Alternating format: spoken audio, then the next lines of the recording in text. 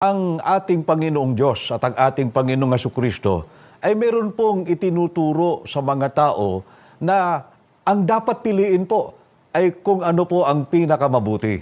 Ano po ang pagtuturo ng ating Panginoon Diyos para sa ikabubuti po ng tao?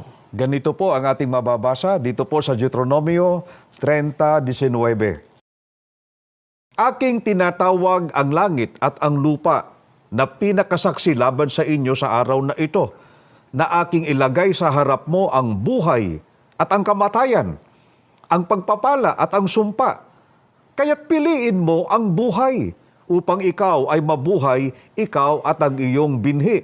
Mga mahal na kaibigan, dito po binasa natin na mayroon pong dalawang pagpipilian na inilahad po ng ating Panginoong Diyos sa tao.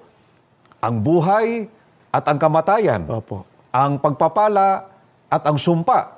Ngunit napapansin po ninyo dahil sa ang Diyos po ay pag-ibig, nais po niya na mapabuti ang mga tao. Meron siyang question, kapatid na Jerry. Ano yung gabay niya sa tao para piliin po yung pinakamabuti? Ang sabi niya, piliin mo ang buhay upang ikaw ay mabuhay, ikaw at ang iyong binhi.